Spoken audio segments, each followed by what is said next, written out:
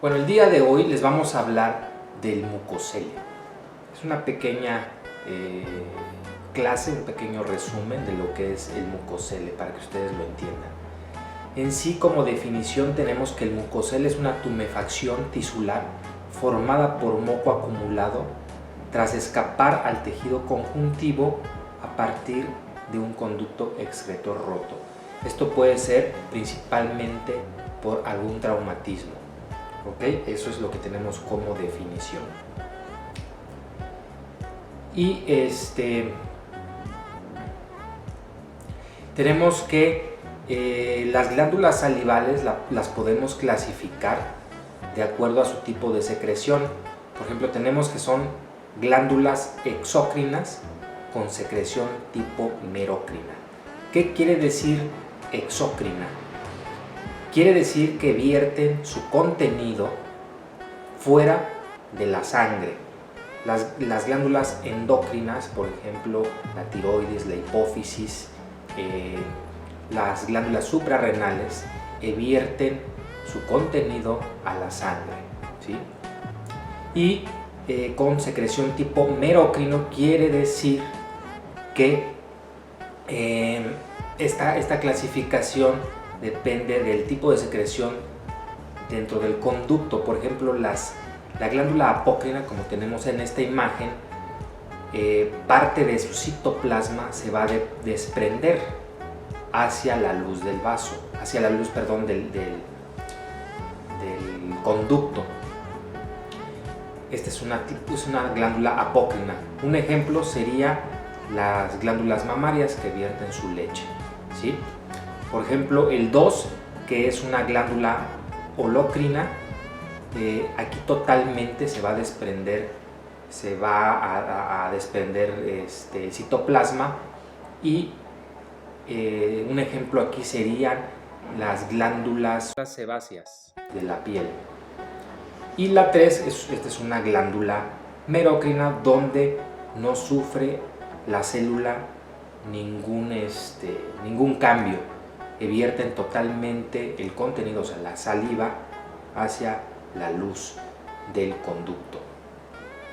Y bueno, tenemos que las glándulas salivales tienen, la saliva, su función es anticardiogénica, inmunológicas y participan en la digestión. ¿Okay? También se pueden clasificar las glándulas salivales de acuerdo a su tamaño. Sabemos que las glándulas salivales mayores tenemos la glándula parótida, que es par, la glándula submandibular, que también son pares, y la glándula sublingual. Esas serían las glándulas mayores. Y las glándulas salivales menores, pues, como su nombre lo dice, van a estar en la mayor parte de la mucosa oral, ¿sí? Y van a estar clasificadas de acuerdo a su anatomía. Tenemos que las glándulas salivales menores, algunos lo refieren como desde en número de glándulas desde 700 hasta 1000 glándulas, algunos autores así lo reportan, otros autores reportan entre 700 y 800 glándulas. Van a estar en el paladar, van a estar en los carrillos, ¿sí? En la lengua, en la parte posterior de la B y en la punta de la lengua. Estas glándulas tienen su nombre, las de Blandin-Nun y las de von Ebner, que van a estar en la parte posterior de la B lingual, ¿sí? También parte del vientre de la lengua, y donde no vamos a tener glándulas salivales van a ser en la encía insertada y en el dorso de la lengua. Es el único lugar donde no vamos a tener glándulas salivales menores. Ok. Y bueno, estas van a derivar del ectodermo primitivo, y las glándulas salivales maduras tienen tres tipos de secreción, ¿sí? Secreción mucosa, seromucosas, o sea mixtas, y serosas. Y bueno, tenemos aquí una imagen donde se puede observar la anatomía de una glándula salival o de un acino. El acino va a tener diferentes tipos de células de acuerdo a lo que vimos, como son las glándulas mucosas, los acinos mucosos, que van a tener su núcleo desplazado hacia la parte basal y tienen forma de cilindro. Y por ejemplo, acinos serosos, que van a tener una forma diferente, piramidal, y su núcleo no va a estar tan pegado hacia la parte basal. ¿Okay? Y los mixtos, y estos van a estar entretejidos por un mioepitelio, como si fuera una canasta que va a envolver a este acino, el cual va a tener una propiedad contráctil. ¿Para qué es esta propiedad contráctil? Pues para que pueda excretar la saliva. Y va a tener un conducto intercalar, y hasta a su vez un conducto que se va a dividir también en conducto estriado. Y bueno, esto es parte de la histología de lo que es una glándula salival. Bueno, en sí, el mucocele, las glándulas salivales van a reaccionar ante una lesión o ante una obstrucción, sufriendo una degeneración atrófica y necrosis con una sustitución del parénquima por células inflamatorias. Como vemos en esta imagen, la mayoría de los mucoceles van a estar, su conducto va a estar seccionado totalmente, que esto puede ser por trauma. Principalmente esto se va a presentar en niños, ¿sí? ¿Por qué? Porque son los que pues se juegan el labio o algún golpe, van a romper ese conducto, y el interior va a estar, obviamente la glándula va a seguir produciendo saliva y esta va a ir al tejido conjuntivo y pues se va a vertir en esa parte, ¿no? El bloqueo del conducto por un objeto intraluminal, estenosis del conducto, o sea, son las causas. Puede ser por estrechamiento de la luz del conducto o por una sección del conducto o por bloqueo del conducto. ¿Cómo se puede? Los ejemplos que pueden hacerse puede ser por un cialolito, una obstrucción o un moco, o que se haga el moco y que esté obstruido, o simplemente que la luz se reduzca del conducto o la sección como tal. Bueno, histológicamente, ¿cómo podemos ver esta parte de la glándula, ¿no? Aquí vemos, por ejemplo, en esta imagen de la izquierda es en sí la histología y la parte de la derecha un dibujo animado para que ustedes lo entiendan.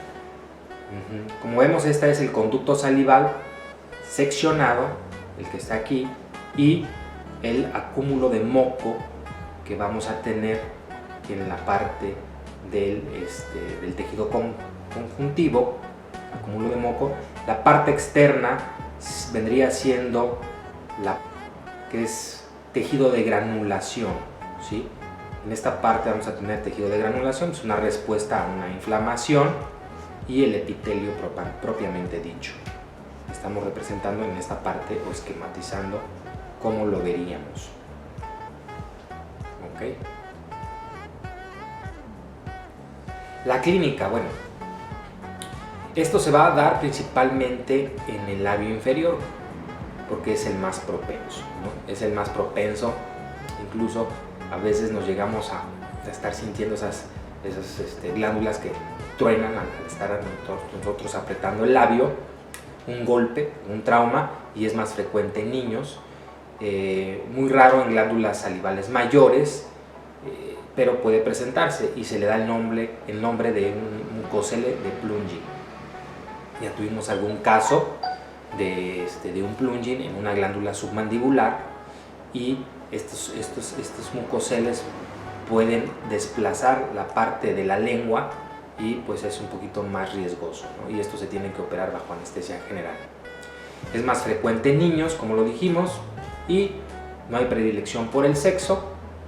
El segundo lugar es el piso de la boca, y aquí cambia de nombre, aquí ya se le llama ránula, y después sería la cara ventral de la lengua, y por último el paladar. Muy raro que sea en el paladar, prácticamente yo no los he visto. Y clínicamente se ve como una masa fluctuante de aspecto translúcido, ¿sí? El tratamiento básicamente es quirúrgico, no hay otra opción, ¿sí? El mucocele típico de una glándula menor no se resuelve por sí mismo, por lo que debe ser extirpado quirúrgicamente, no hay más, ¿sí? Como vemos esta imagen, tratamos de hacer una incisión, puede ser la incisión con electrobisturí o con bisturí número 15C, disección Roma, ¿sí? Y pues es difícil que salga completa la glándula. Por ejemplo, aquí pues bueno, la parte casi siempre se rompe el pseudoquiste, que podríamos decir, y se rompe y no hay problema, se quitan las glándulas salivales. De preferencia hay que quitar las glándulas salivales que estén, no nada más una la que esté afectada, sino puedes quitar las que estén más cerca, donde vas a poner, quitamos de 3 a 5 glándulas alrededor de la principal, ¿sí? Y 2-3 puntos de sutura reabsorbible. Y bueno, tenemos otro nombre que se llama quiste de retención mucosa, y prácticamente pues viene siendo esta es una tumefacción causada por la obstrucción del conducto excretor de una glándula salival, ¿sí? En una cavidad revestida de epitelio y llena de muco. A diferencia de un mucocele, bueno, se le dice que es un mucocele real, pero a diferencia de lo que les hablé anteriormente, es que este va a estar revestido solamente por epitelio, ¿ok? Por puro epitelio. Aquí no va a estar seccionado el conducto, sino va a ser un tapón, y el mismo epitelio de lo que envuelve el conducto es lo que se le llama también tipo aneurisma del conducto salival. Y bueno, también puede que no haya una obstrucción, simplemente se le llama una obstrucción ciega, que es puramente epitelio, no hay tapón de moco, simplemente solo se recubre por epitelio. Y bueno, los quistes de retención mucosa, denominado a veces mucoceles verdaderos, es lo que les comentaba, o cialoquistes, son dilataciones llenas de moco, ¿sí?, similares a aneurismas de los conductos salivales. Bueno, es lo que ya les había comentado. Puede darse también en glándulas salivales mayores, sí, claro, y aquí ya está más relacionado a otras enfermedades como los poliquistes, ¿sí? Y pues prácticamente se presentan de la tercera hasta la cuarta década de la vida, ¿sí? O sea, se presentan más en adultos.